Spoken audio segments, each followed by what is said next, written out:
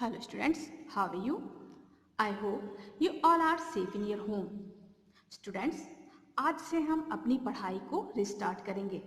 Students, कुछ दिन हमें इसी तरह वीडियो के माध्यम से पढ़ना होगा, क्योंकि कोरोना से हमने बहुत हद तक विजय पा ली है, लेकिन पूरी तरह खत्म नहीं कर पाए हैं। तीसरी लहर ज्यादा खतरनाक बताई जा रही है। इस लहर से भी हमें अपने आप को बचाना है और कोरोना को पूरी तरह हराना है। तो बच्चों, घर पर ही रहें, सुरक्षित रहें, जरूरी होने पर ही घर से बाहर निकलें। इसी के साथ 2 गज दूरी, मास्क है जरूरी। व्याकरण बोध में आज हम भाषा, लिपि और व्याकरण का अध्ययन करेंगे। Language, script and grammar. तो आइए जानते हैं भाषा किसे कहते हैं। समाज में रहकर मनुष्य के मन में भांति भांति के विचार आते हैं तथा अनेक प्रकार के प्रश्न भी उठते हैं। उन्हें दूसरों के सम्मुख रखकर उनका समाधान चाहते हैं। इस कार्य के लिए भाषा को माध्यम बनाते हैं। स्टूडेंट्स, आपके मन में भी कोई बात आती है, किसी प्रकार के विचार उठते हैं, तो आप क्या करते हैं? भाषा के माध्यम से दूसरों के सामने रखते हैं। इसी प्रकार सामाजिक व्यवहार और सामाजिक विकास में विचारों के आदान प्रदान का प्रमुख साधन भाषा है।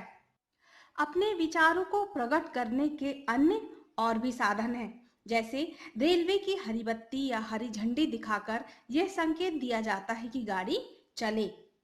कंडक्टर बस को चलाने और रोकने के लिए अलग अलग तरह की सीटी बजाता है। चौराहे पर खड़ा सिपाही संकेतों द्वारा वाहनों को आने जाने के संकेत देता है और यातायात को नियंत्रित करता है। इसी तरह स्थानीय निकाय भी अपनी बात कहने के लिए कई तरह के संकेतों और चिन्हों का प्रयोग करते हैं, लेकिन संकेतों, इशारों और चिन्हों को सही अर्थ में भाषा नहीं कह सकते। इतना ही नहीं, भाषा तो भाव और विचार को प्रकट करने वाले उन ध्वनि संकेतों को कहते हैं जो मानव मुख से निकलते हों। इस प्रकार भाषा में वाणी और अर्थ दोनों आते हैं। इसलिए यह कहना उचित होगा कि भाषा सार्थक होती है।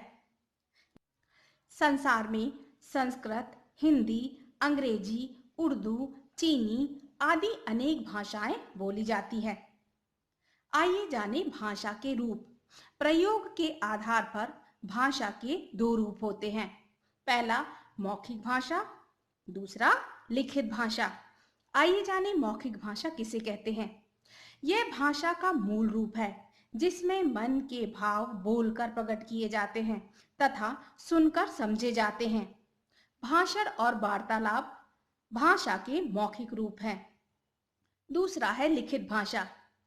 यह भाषा का वह रूप है जिसमें मन के भाव लिखकर प्रकट किए जाते हैं तथा पढ़कर समझे जाते हैं। भाषा के लिखित रूप की सहायता से आप प्रस्तुत पुस्तक को पढ़ रहे हैं। भाषा का यह लिखित रूप बहुत ही महत्वपूर्ण होता है, क्योंकि यह भाषा का निश्चित और स्थायी रूप है। यह भाषा को सुरक्षित रखता है और ज्ञान विज्ञान को भावी पीढ़ी को हस्तांतरित करता है। इसी के साथ यह भाषा को मानकता भी प्रदान करता है। एक बार पुनः रिपीट करते हैं, भाषा किसे कहते हैं। मनुष्य के मन में जो अनेक प्रकार के विचार उठते हैं, प्रश्न उठते हैं, उन्हें दूसरों के सम्मुख रखने के लिए हम क्या करते हैं?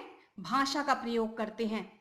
भाषा हमारे भावों और विचारों को आदान प्रदान करने का एक मुख्य साधन है। इस संसार में कई प्रकार की भाषाएं बोली जाती हैं, जैसे हिंदी, संस्कृत, उर्दू, अंग्रेजी, चीनी आदि। भाषा के 2 रूप होते हैं, एक मौखिक रूप और एक लिखित रूप, जिसमें अपने मन के भावों और विचारों को बोलकर प्रकट किया जाता है। वह क्या कहलाती है? मौखिक भाषा। और लिखित भाषा किसे कहते हैं? जब हम अपने मन के भावों, विचारों और प्रश्नों को लिखकर प्रकट करते हैं, यह भाषा का लिखित रूप कहलाता है। लिखित रूप भाषा का निश्चित और स्थायी रूप होता है। यह भाषा को सुरक्षित रखने का एक माध्यम है और यह भाषा को मानकता भी प्रदान करता है। तो स्टूडेंट्स, आज के लिए इतना ही। आज का आपका होमवर्क है भाषा का पुनः अभ्यास करें। Okay students.